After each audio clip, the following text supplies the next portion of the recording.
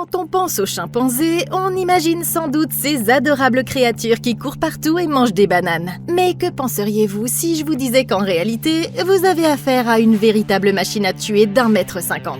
Et oui, ces animaux sont incroyablement forts, d'une agilité hors du commun et bâtis comme de véritables chars d'assaut. En gros, ce sont comme des mini Michael Myers en combinaison de fourrure. Alors, si votre chimpanzé de compagnie contractait la rage et se mettait à arracher le visage de vos amis, que feriez-vous? Eh bien, je suis là pour vous expliquer les erreurs commises, ce que vous devriez faire et comment battre le chimpanzé enragé dans Primate. Le film s'ouvre sur un plan de 7 cages aux allures de Jurassic Park pris de nuit. Mais cette fois-ci, il ne s'agit pas d'un raptor, mais de quelque chose d'encore pire. Tout est calme, jusqu'à ce que Doug, le vétérinaire, apparaisse et entre. Il balaie l'intérieur de la cage avec sa lampe torche. Et tout ce qu'on voit, c'est ce chimpanzé nommé Ben qui a l'air super énervé, tapi dans l'ombre. Doug est ici pour lui administrer des médicaments. Il ne trouve donc pas bizarre que Ben se comporte de manière aussi étrange. Mais lorsqu'il se retourne, Ben s'est déjà enfui. Et il se rend compte que le chimpanzé s'est engouffré dans son tunnel. Le vétérinaire s'approche donc et commence à essayer de l'attirer avec son ours en peluche préféré. Mais ça, c'était sa plus grosse erreur. Parce qu'au lieu d'attraper l'ours, Ben tend simplement la main et lui agrippe le poignet. Et d'un geste brusque, il l'attire vers lui et lui arrache le visage avant même qu'il ait le temps de comprendre ce qui se passe. Et voilà, ça en fait déjà un de moins. Et il en reste 8. Ok, Ben vient de lui décoller la peau du visage comme si c'était une fichue banane. Mais je vous le dis tout de suite, ça ne pourrait jamais m'arriver. Excusez-moi, mais il y a certains animaux auxquels je ne me risquerais pas. Les crocos, les grizzlies, le kung-fu panda et les chimpanzés sont clairement dans cette catégorie-là. Enfin, c'est bizarre, non? Parce qu'au début, ils ont l'air plutôt gentils. Mais pas du tout, en fait. J'ai entendu parler de ce que Mojo Jojo peut faire quand il se met en colère. Et arracher le visage des gens, c'est vraiment arriver à quelqu'un. Donc, même si j'adorerais fraterniser avec Georges le petit curieux, je ne prendrais pas ce risque. Alors certes, je ne suis pas Ace Ventura, mais j'ai tout de suite compris que ce type était en train de faire une grosse bêtise en entrant tout seul dans cette cage. Du coup, j'ai fait quelques recherches. Et effectivement, dans la vraie vie, un véto n'irait jamais voir un chimpanzé malade sans au moins un autre bouclier de viande pour le couvrir. Parce que même s'ils ont l'air mignons quand on leur enfile des petits costumes, faut pas prendre les chimpanzés à la légère. Allez, vous avez tous vu Nope de Jordan Peele? Même s'ils font la moitié de notre taille, ces animaux ont une force 5 fois supérieure à celle d'une personne lambda. Et puis, c'est quand même un animal sauvage dont on parle. Donc il a en gros autant de valeur morale qu'un inconnu dans un lobby de GTA. Bref, il se fiche complètement des lois, des conséquences ou de ce genre de choses. Et si en plus il est malade, ça va le rendre encore plus imprévisible. Donc, si Ben vous surprend en train de faire preuve de négligence, c'est fini les gars. Au mieux, vous finirez aux urgences. Et ce sera probablement la fin de votre carrière. Donc, en tant que spécialiste qui fait ça pour gagner sa vie, je pense que notre ami Doug aurait dû se rendre compte qu'il allait se faire botter les fesses. Ce mec a dû tricher pour entrer à l'école vétérinaire ou un truc du genre, parce qu'une fois que Ben s'est enfoncé dans ce tunnel, se baisser et y enfoncer les bras, c'était probablement la chose la plus stupide qu'il pouvait faire. Ça ne fait que le provoquer encore plus. Donc si ça avait été moi, j'aurais juste pris la petite tablette que Ben utilise pour communiquer et je la lui aurais donnée à la place. Comme ça, il aurait simplement pu me dire ce qui le dérangeait tandis que je gardais mes distances. Mais dès que j'aurais senti qu'il était sur le point de péter les plombs, j'aurais fait machine arrière et je me serais tirée en vitesse. Parce que si ça se transforme en 1v1, c'est perdu d'avance. L'histoire commence en réalité la veille, alors que Lucy prend un vol pour retourner à Hawaï. Elle rentre chez elle pour la première fois depuis plusieurs années. Et alors qu'elle se dirige vers son siège, elle tombe sur 2 crétins, Brad et Drew. Mais nous reviendrons sur ces deux-là plus tard. Lucy s'assoit à côté de sa meilleure amie Kate. Mais alors qu'elle discute, Anna, une autre amie de Kate, fait son apparition. Et oui, elle est un peu trop comme fille. Anna oblige Lucy à échanger sa place avec elle dès le départ. On dirait donc que ça commence plutôt mal. Et puis très vite, elles atterrissent à l'aéroport où Nick, le frère de Kate, vient les chercher. Ils se rendent tous chez Lucy et rencontrent son père Adam, un écrivain célèbre qui est sourd et utilise la langue des signes. Et comme ils s'apprêtent à partir pour une séance de dédicace, les filles décident de rester pour tenir compagnie à Lucy. Autrement dit, pour s'éclater pendant qu'il sera en déplacement. Pendant qu'elles déballent leurs affaires, Lucy monte voir sa sœur Erin, qui est quelque peu contrariée de ne pas l'avoir vue depuis si longtemps. Lucy s'excuse d'être partie. Et elle sort alors l'ours en peluche qu'on a vu au début. Et tout à coup, un gros bras tout poilu apparaît et le tire sous le lit. C'est notre ami Ben. Mais là, il est tout gentil et mignon. Et Lucy l'attire vers elle pour un gros câlin, comme s'il faisait partie de la famille. Étant donné qu'Anna est nouvelle, les filles décident d'envoyer Ben lui faire une petite surprise. Mais après qu'elle ait bien flippé, elle lui explique qu'il est en fait très gentil. Et il tend même la main pour lui serrer la sienne. Oh, quelle adorable petite machine à tuer! Mais plus tard dans la nuit, Anna est debout en train de fuiner partout quand Nick entre et la surprend. Et il commence à lui raconter toute l'histoire derrière l'arrivée de Ben. En fait, la mère de Lucy était professeure en linguistique et elle apprenait à Ben à communiquer avec les humains. Mais elle est décédée l'année précédente. Du coup, Ben a vécu avec la famille depuis tout ce temps. Bref, Nick va se coucher tandis qu'Anna descend pour aller voir leur piscine absolument géniale. Mais alors qu'elle est en train de rêvasser, Ben s'approche furtivement derrière elle et laisse échapper un grognement terrifiant. Il est assis là à fixer l'eau avec un regard vide. Et effectivement, quoi que ce soit, il y a clairement quelque chose qui cloche. Au début, on dirait qu'il ne la voit même pas. Mais ensuite, il se retourne et la fixe du regard, avant de tendre la main comme s'il voulait une nouvelle poignée de main. Anna s'apprête donc à le faire, pensant que tout va bien. Mais soudain, Ben change d'attitude et refuse de la lâcher. À ce moment-là, ils entendent un sifflement aigu qui le fait reculer. C'est le père de Lucy, et il s'excuse auprès d'Anna avant d'emmener Ben vers sa cage. Mais lorsqu'ils y arrivent, ils trouvent une mangouste morte étalée sur le sol. Et lorsqu'il regarde Ben, il remarque une morsure suintante sur son bras. C'est plutôt louche. Mais il entre à l'intérieur après avoir verrouillé la cage et décide d'appeler le vétérinaire le lendemain matin.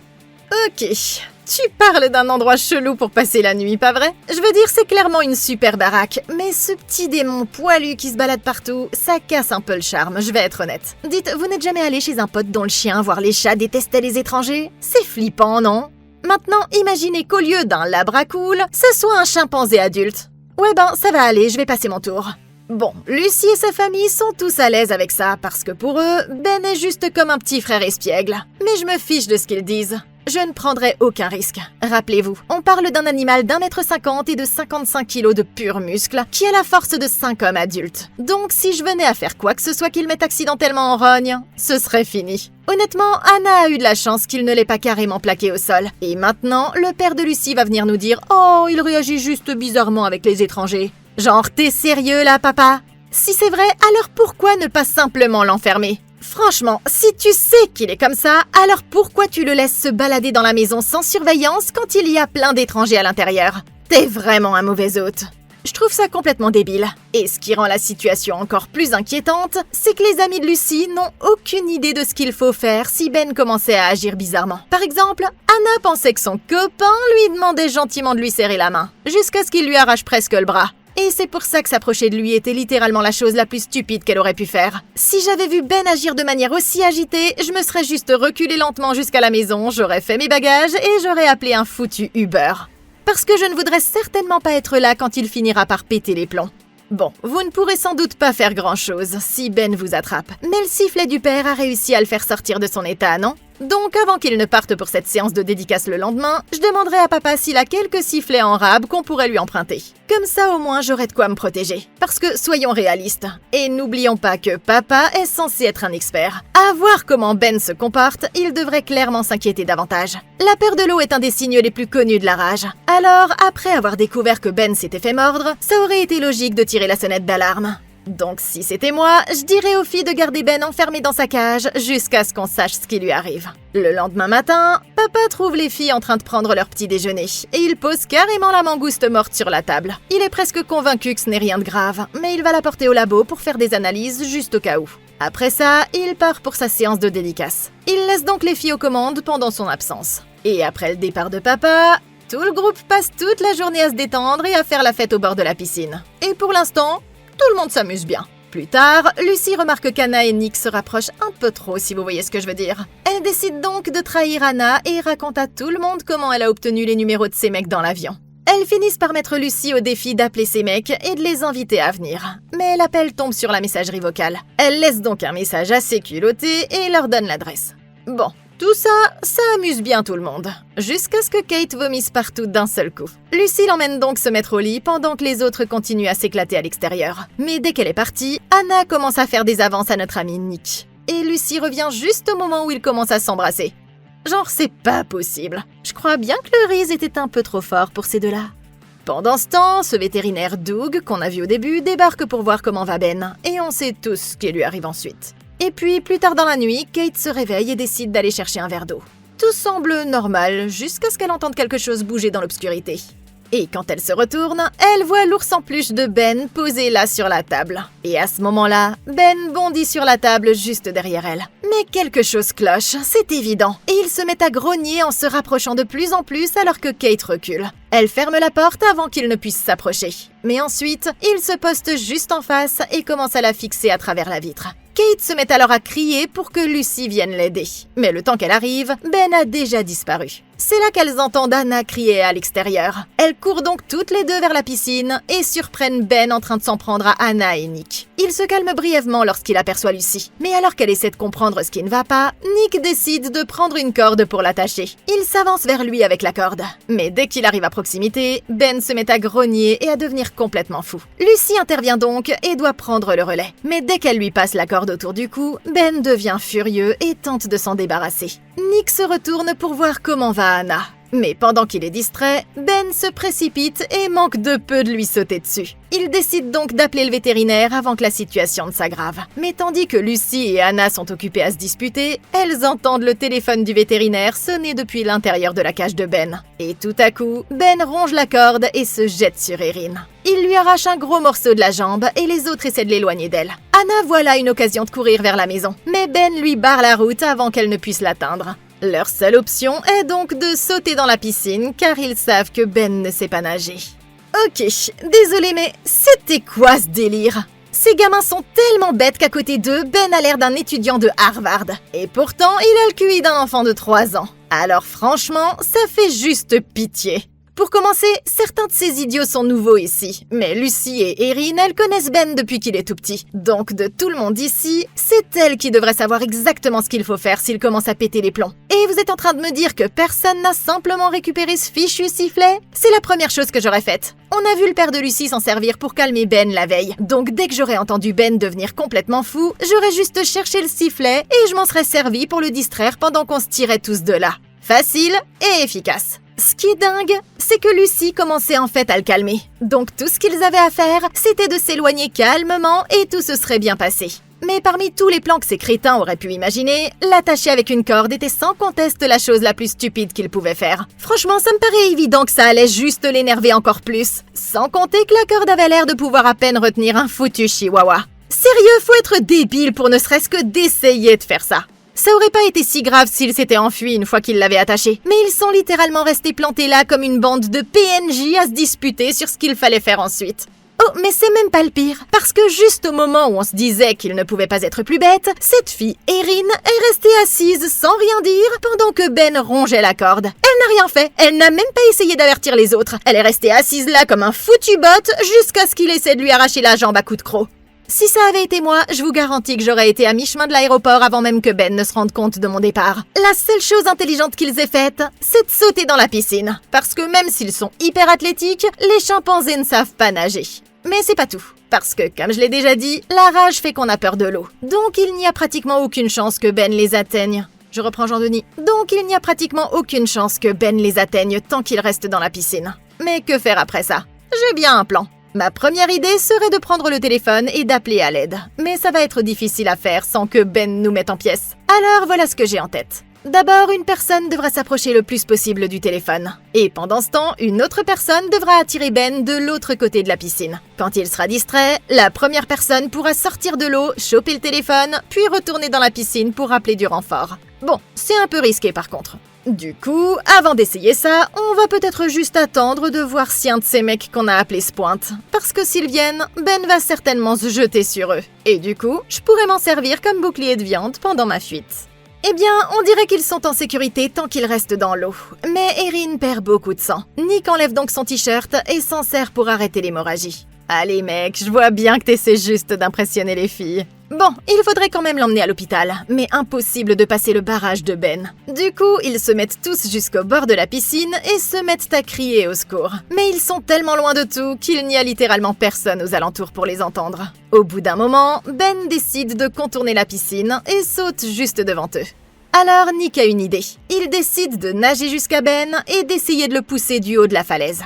Les filles essaient de l'en empêcher, mais le gars a déjà pris sa décision. Il nage donc jusqu'à Ben et le pousse de toutes ses forces. Pendant une seconde, on dirait que ça a marché, mais en fait pas du tout. Ben n'est pas du genre à se laisser faire aussi facilement. Et comme par magie, il remonte au sommet et tire Nick vers lui et l'envoie plonger dans le vide et se fracasser la tête sur les rochers. Et voilà, ça en fait donc 2 de moins et il en reste 7.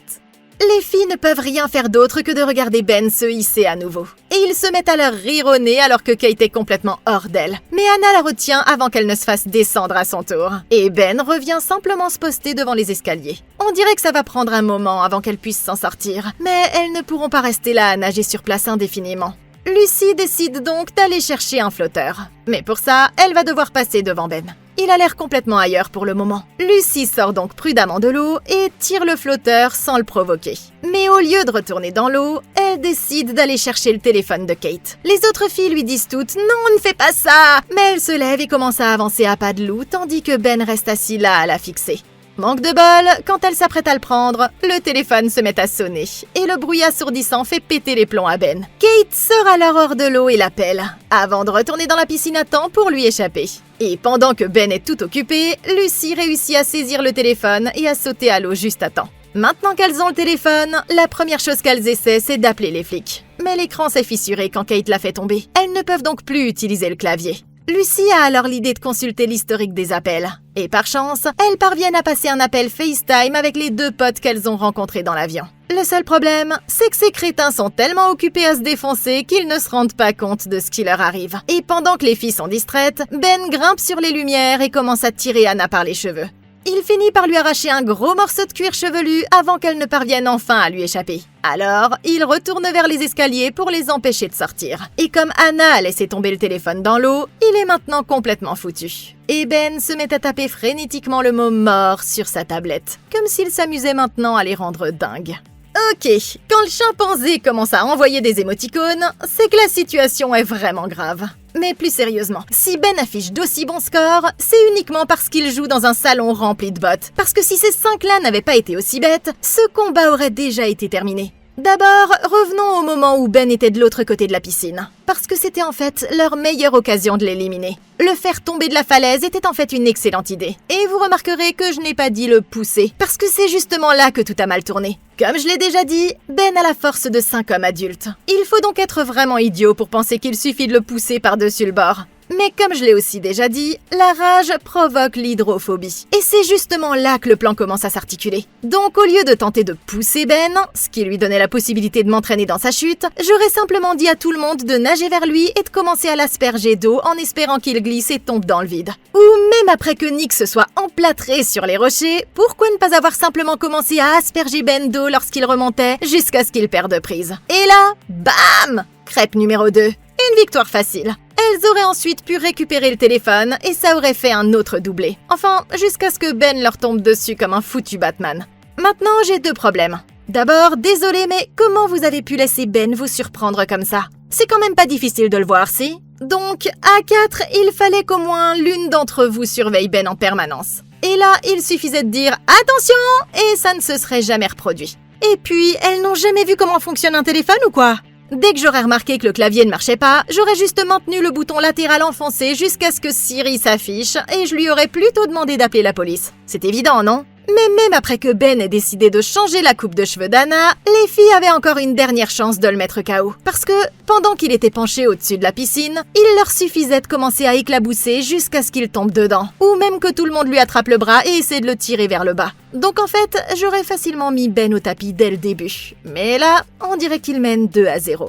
De son côté, papa est en pleine séance de dédicace quand il reçoit un SMS des génies du laboratoire. Et bien évidemment, il apparaît que la mangouste morte a été testée positive à la rage. Mais le problème, c'est qu'il n'y a jamais eu le moindre cas de rage à Hawaï. Alors il pense qu'il doit s'agir d'une erreur et leur demande de refaire le test. Mais quelque chose lui dit qu'il devrait vérifier si ses filles vont bien. Sauf que chaque fois qu'il essaie d'appeler Lucy, elle ne décroche jamais. C'est parce qu'elles sont toujours coincées dans la piscine. Un peu plus tard, Kate se réveille et se rend compte que Ben est parti. Lucy décide donc d'aller chercher le téléphone de Nick, qui est en train de charger à l'intérieur de la maison. Elle est presque arrivée aux marches quand elle entend quelque chose derrière elle. Mais ce n'est que Kate qui vient lui prêter main forte. Et toutes les deux commencent à se faufiler vers la maison aussi discrètement que possible. Elles parviennent à la porte de derrière sans que Ben ne se montre. Et même quand elles essaient d'ouvrir la poignée bruyante, non, toujours aucun signe de lui. On dirait donc qu'elles s'en sortent plutôt bien. Mais c'est là qu'elles se heurtent à leur premier problème, parce que maintenant, elles doivent trouver le téléphone de leur copain. Les filles commencent donc à chercher partout en essayant de ne pas faire de bruit, jusqu'à ce que Kate finisse par le repérer par terre. Mais au moment où Lucy s'apprête à le ramasser, elle marche accidentellement sur cette fichue télécommande et allume Dora l'exploratrice à fond à la télé. Eh ben, 2 secondes plus tard, Ben commence à piquer une crise depuis l'étage. Du coup, ces 2 idiotes prennent la pire décision possible et décident de se cacher dans ce fichu placard. Et elles se glissent dedans juste au moment où Ben descend et commence à mettre la maison à sac. Il est là à balancer des trucs partout, à sauter sur le canapé, vous voyez, à devenir complètement dingue. Jusqu'à ce qu'il finisse par s'approcher et commence à renifler près du placard. Lucy bloque le loquet pour qu'il ne puisse pas l'ouvrir. Et il se laisse distraire à nouveau quand Shipper apparaît à l'écran avec Dora et Babouche. Pendant une seconde, on dirait qu'il regarde tranquillement le dessin animé. Mais tout à coup, il pète les plombs et se met à fracasser l'écran. Il voulait peut-être lui dire « Shipper, arrête de shipper !» Mais les filles ont tellement peur qu'elles renversent accidentellement tout un tas de bric-à-brac et Ben se retourne direct et regarde droit vers le placard, genre « Oh, vraiment ?» Alors ouais, on dirait que ces deux-là viennent de se trahir. Du coup, elle se cache derrière les vêtements lorsque Ben arrive et commence à les harceler juste devant la porte. Mais tout à coup, il se met à l'enfoncer jusqu'à ce qu'il puisse entrer. Et les filles ne peuvent rien faire quand il commence à renifler partout comme un foutu T-Rex. Mais juste au moment où on dirait qu'elles sont fichues, bizarrement, il ne les voit pas et il se barre.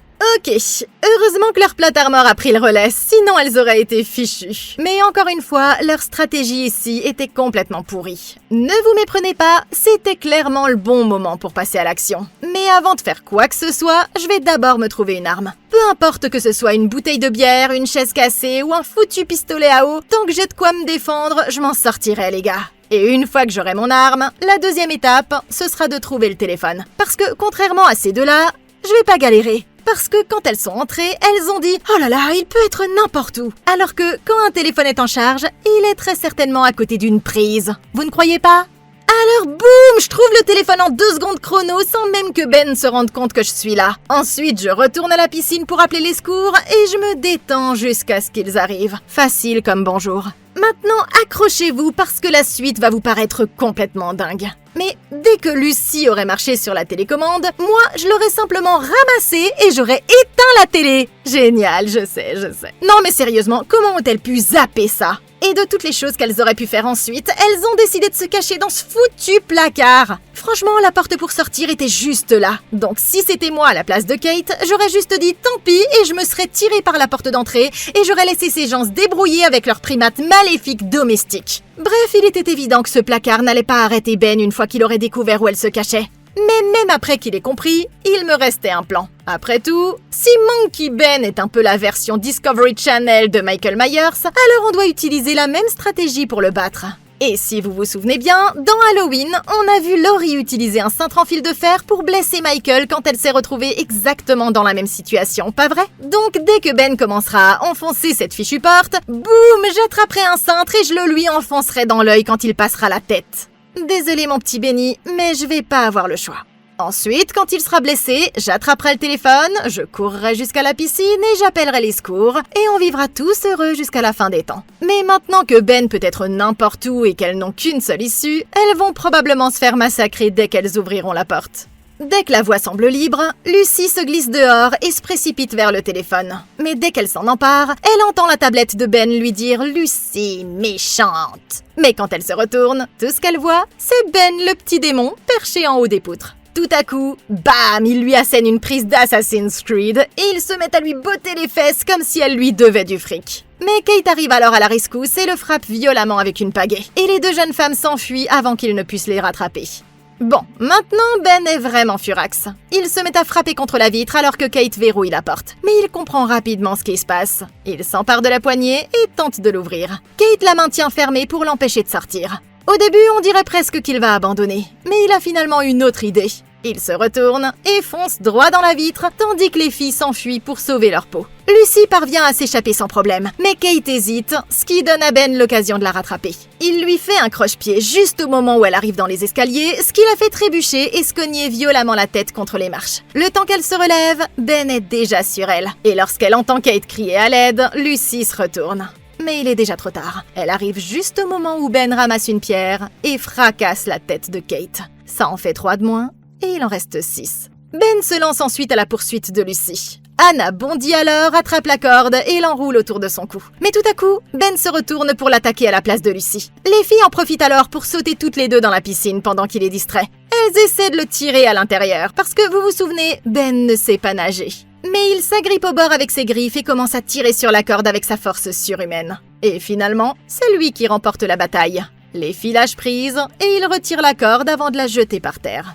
Ok, bon ben je crois que ça veut dire que c'en est fini pour toi des soirées pyjama chez Lucy. C'est trop tôt? Eh bien, désolé, mais c'est ce qui arrive quand on met 10 plombes à se mettre à courir. Je parie que vous ne saviez pas que les chimpanzés pouvaient courir à près de 50 km/h, hein? C'est plus rapide que les athlètes olympiques. Et puis, ils sont faits pour des accélérations rapides. Donc, vous n'avez aucune chance de battre Ben au sprint. Du coup, si Ben est à vos trousses, prendre de l'avance est à peu près votre seul espoir. Et c'est pour ça que, si c'était moi, je ne perdrais pas une seconde. Maintenant, je vous conseillerais normalement de tenter de finir le travail après que Kate ait mis Ben à terre. Mais cet enfoiré de Ben est tellement fort que je ne vais même pas prendre le risque. Donc, une fois qu'elles sont sorties par la porte de derrière, je ne m'embêterai même pas avec les escaliers. Je ferai un saut périlleux par-dessus la balustrade et je me jetterai directement dans la piscine. Elles auraient eu largement le temps de s'enfuir si elles n'étaient pas restées là à regarder Ben charger pour sa super attaque. Mais la pire erreur de Kate, c'est d'avoir décidé de se retourner. Bah ouais meuf, il est toujours là, pas besoin de vérifier. Ça n'a fait que la déconcentrer, ce qui a permis à Ben de la mettre KO encore plus facilement. Et le pire, c'est qu'après tous ces efforts, elles n'ont jamais réussi à prendre le téléphone. Alors ouais, bien joué les filles. Pendant ce temps, le père de Lucy s'inquiète de plus en plus de ne pas avoir de nouvelles de ses filles. Réalisant qu'elles pourraient avoir des ennuis, il décide de rentrer à la maison pour voir ce qui se passe. À la maison, on voit des phares s'engager dans l'allée. Mais ce n'est pas leur père. Ce sont ces crétins de la fraternité que Lucy a invités il y a quelques heures. On dirait qu'ils ont finalement décidé de se pointer. Et ils font littéralement irruption comme s'ils étaient chez eux. Mais le plus bizarre, c'est que les filles sont introuvables. Brad remarque que quelque chose semble un peu étrange. Mais cet abruti de Drew lui répond « Non, elles nous attendent sûrement à l'étage ». Il monte donc pour vérifier, tandis que Brad va jeter un coup d'œil en bas. Drew est en train de fouiner à l'étage quand il a cette étrange impression d'être observé. Mais il n'y a personne quand il se retourne. Il continue donc jusqu'à la chambre de Lucy. Toujours aucun signe des filles. Mais pour je ne sais quelle raison, le mec se jette sur son lit et commence à se rouler dedans. Il remarque alors enfin une photo de Lucy avec Ben. Et juste au moment où il réalise ce que ça veut dire, il lève les yeux et voit Ben qui le fixe à travers le rideau. Bon, évidemment, ce mec n'a aucune idée de ce qu'il doit faire. Alors il lève les mains et commence à faire le gentil, tandis que Ben se rapproche lentement. Mais comme ça ne marche pas, il sort ses clés de voiture et essaie plutôt de le distraire. Et pensant que Ben va mordre à l'hameçon, il balance les clés à travers la pièce et lui dit « Va chercher !» Mais Ben se contente de le fixer du regard du genre « T'as vraiment cru, hein ?» Et puis bam! Il tire carrément les jambes du mec d'un coup sec et lui grimpe dessus. Bon, là, Drew sait qu'il est vraiment dans le caca. Alors il se met à se frapper la poitrine et à faire des bruits de singe, comme si ça allait aider. Mais ça ne fait qu'énerver Ben encore plus. Et le gars est tellement stupide qu'il se met à hurler qu'il va appeler la SPA si Ben n'arrête pas. Mais alors qu'il est toujours occupé à jacasser, Ben lui attrape soudain la tête et lui arrache toute la mâchoire alors que le mec est encore en vie. Et il n'en a même pas encore fini, parce qu'il commence à tripoter la mâchoire et à essayer de la remettre en place pendant que le type est allongé là avec la moitié du visage en moins. Donc ouais, on dirait bien que Drew est foutu. Ça en fait donc 4 de moins et il en reste 5. Ok, je crois qu'il y en a un qui en a finalement eu marre d'entendre ce type jacasser. Et à vrai dire, la rage rend super sensible au bruit agaçant. Du coup, je peux même pas en vouloir à Ben de l'avoir fait taire. Mais je pense qu'on est tous d'accord pour dire que Drew, mon pote, t'as vraiment merdé. Franchement, je vais pas vous mentir, je savais que ces deux-là étaient cuits dès qu'ils sont arrivés et qu'ils ont foncé directement à l'intérieur. Parce que franchement, on n'a pas vu le même appel FaceTime ou quoi? Je sais que les filles vous ont invité il y a quelques heures, mais c'était avant qu'elles ne vous rappellent ensuite en hurlant à l'aide et qu'une sorte de créature ressemblant à Bigfoot essayait d'arracher la tête d'Anna. Alors qui, avec un peu de bon sens, regarderait ça et se dirait « Wouh, on dirait qu'on vient de toucher le jackpot !» Clairement, t'as pas inventé la machine à courber les bananes. Et puis, t'as eu cette idée lumineuse qu'elle vous attendait dans les chambres. Sérieux mec, c'est quoi ce délire? Le rêve que t'as fait hier soir? Dès qu'ils sont arrivés et qu'ils ont vu que l'endroit ressemblait à un décor de film d'horreur, ils auraient dû faire demi-tour. Bref, je pense qu'on peut dire qu'il a fini par vivre une expérience à couper le souffle ici. Alors désolé Drew, mais t'as carrément merdé. À l'extérieur, Brad entend des bruits bizarres provenant de la maison, mais il se dit simplement « Non, ça devait être le vent ». C'est alors qu'il aperçoit les filles dans la piscine. Il se met donc à crier pour que Drew le rejoigne. Mais Lucy nage vers lui et lui dit de la fermer. Et tout à coup, il entend quelque chose heurter le sol juste derrière lui. Et quand il se retourne, il voit la mâchoire de Drew là par terre. Et ensuite, il aperçoit Ben qui se rapproche déjà. Il commence donc à s'éloigner en crabe jusqu'à atteindre une pelle. Et pendant que Ben est distrait, Anna se rend compte que c'est sans doute sa chance pour s'échapper. Elle monte donc en courant à l'étage et découvre Ben en train de tabasser ce mec avec sa propre arme. Ça en fait 5 de moins. Et il n'en reste plus que 4. Elle se faufile derrière lui sans qu'il s'en aperçoive, attrape le téléphone et les clés de voiture, puis file par la porte d'entrée. Elle saute ensuite dans la voiture. Et c'est là que tout va de travers. Parce que lorsqu'elle essaie de la démarrer, cette fichue clé ne rentre pas. Oups. On dirait qu'elle est accidentellement montée dans le véhicule des mecs de la fraternité à la place. Son seul choix est donc de sortir et de prendre la fuite. Mais elle ne va pas bien loin parce qu'elle aperçoit Ben assis là qui l'attend déjà. Elle s'enferme donc dans le véhicule et décide d'appeler les flics. La bonne nouvelle, c'est que l'appel passe. Mais quand il lui demande l'adresse, Anna ne s'en souvient pas. Et pendant qu'elle panique, Ben sort le boîtier de commande de la voiture et déverrouille les portes à distance. Il se livre alors à un va-et-vient incessant. Anna verrouille les portes et Ben les déverrouille aussitôt. Mais juste au moment où Anna pense qu'il est parti, Ben fait le tour de la voiture et ouvre ce fichu coffre. Et alors qu'elle tente de s'enfuir, boum! Il la tire à nouveau à l'intérieur et la met en pièces avec ses dents énormes. Au moins, il a la politesse de refermer quand il a fini. Ça en fait donc 6 de moins. Et il en reste 3. Ok, bon, même si elle a fini en bouillie, je dois quand même reconnaître les mérites d'Anna. Parce que se servir de Brad comme bouclier de viande, c'était sûrement la chose la plus intelligente que quelqu'un ait faite ici. Elle a réussi à choper un téléphone et à rejoindre une voiture. Elle a clairement su saisir sa chance. Seulement, c'est là que tout a déraillé. Mais moi, personnellement, je sais exactement ce que j'aurais fait dans cette situation. La solution est en fait bien plus simple que vous ne le pensez. Au début, je me suis dit, comment va-t-elle rejoindre l'autre voiture? Mais ensuite, j'ai réalisé qu'elle n'avait même pas besoin de le faire. Réfléchissez-y.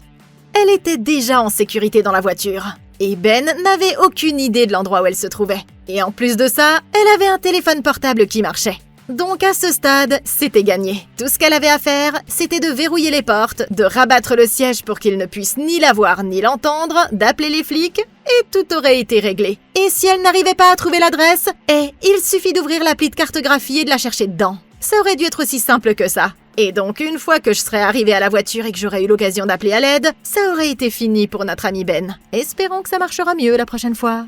Dans la piscine, Lucy remarque qu'Erin ne va pas très bien. Elle décide donc qu'elle doit aller chercher de l'aide. Elle remonte à l'étage sans apercevoir Ben. Mais elle est tellement occupée à regarder autour d'elle qu'elle marche accidentellement sur des morceaux de verre brisés.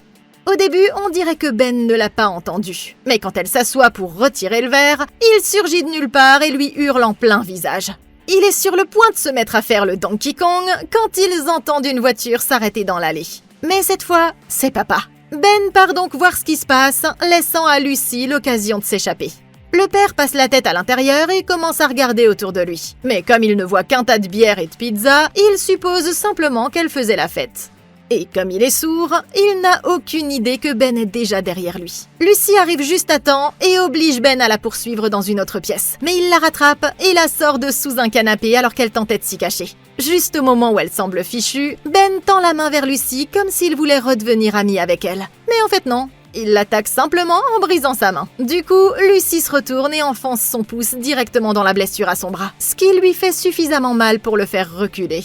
Lucy retourne se cacher sous le canapé, mais Ben recommence à essayer de la traîner dehors à nouveau. C'est là qu'Erin débarque. Ben change alors de tactique et se met à la rouer de coups comme si les pièces de Mario allaient jaillir. Lucy accourt et lui assène un plaquage à la WWE. Les deux se font face et elle ordonne à Erin de partir. À l'étage, papa tombe sur ce pauvre Drew qui a l'air d'avoir passé la nuit avec Art le clown. Et il finit par comprendre que quelque chose a terriblement mal tourné. Ben fonce et percute Lucy avec un plaquage, séparant les deux filles au passage. Mais Erin refuse toujours de s'enfuir. Alors Lucy attrape une bouteille de bière et lui assène un coup en plein sur la tête. C'est un super tir, mais ça ne fait pas beaucoup de dégâts. Et cette fois, Ben ne se retient plus. Il la plaque au sol et se prépare à exécuter son coup de grâce. Mais c'est là qu'ils entendent ce sifflement aigu. Ils se retournent tous les deux et voient papa planté là, l'air de dire « Oh non, pas question !» Ben accepte son défi, donnant une nouvelle chance à Lucy de s'échapper. Il se précipite et mord directement dans la jambe du père. Papa lui assène alors un méchant crochet du droit. Mais Ben lui fait un croche-pied et se met à le frapper à la Donkey Kong. C'en est fini pour eux s'ils ne font rien. Lucy attrape donc la pelle et lui assène 3 coups sur la tête jusqu'à ce que le manche finisse par casser. Mais Ben prend son élan et lui balance un revers qui l'assomme d'un seul coup. Le père se jette sur lui et attrape Ben avant qu'il ne puisse s'enfuir. Et boum, il lui envoie un autre coup droit sur le menton. Mais Ben le retourne et lui claque la tête contre le sol. Et cette fois, on dirait que papa est foutu. Mais alors que Ben est distrait, papa se penche et lui fracasse une bouteille de vin sur la tête. Et alors que Ben s'apprête à lancer une attaque puissante, papa brandit simplement la bouteille cassée et l'enfonce dans la poitrine de Ben jusqu'à ce que le singe finisse par s'affaisser. Bon sang, mon gars. On dirait donc qu'ils l'ont enfin vaincu, non? Eh bien non, parce que Ben commence à se relever. Et quand Lucy le voit arriver, elle ne peut rien faire d'autre que de se prendre le choc quand il la plaque par-dessus le balcon. Mais papa intervient au dernier moment et la rattrape in extremis. Tandis que Ben tombe dans le vide et se retrouve empalé sur une chaise cassée. Maintenant que tout est fini, l'ambulance arrive enfin pour emmener Erin. Et les filles signent « Je t'aime » l'une à l'autre alors qu'on l'emmène à l'hôpital. Oh, c'est dommage pour leurs amis par contre. Et s'il y a une leçon à retenir de tout ça, c'est qu'il ne faut jamais être pote avec quelqu'un qui a un chimpanzé comme animal de compagnie. Primate 2025. Bon sang, mais d'où sort ce film? J'en ai aucune idée, mais je suis contente qu'il soit là parce que j'avais vraiment besoin d'un film avec un chimpanzé tueur dans ma vie en ce moment. Vivement Primate 2, c'est tout ce que j'ai à dire. Si vous auriez fait quelque chose différemment dans cette vidéo, dites-le moi dans les commentaires ci-dessous. N'oubliez pas de liker et de vous abonner. Et jetez un œil à la playlist de Comment battre pour découvrir d'autres vidéos comme celle-ci. Je m'appelle Sophie, je vous dis à la prochaine fois, et d'ici là, passez une excellente journée!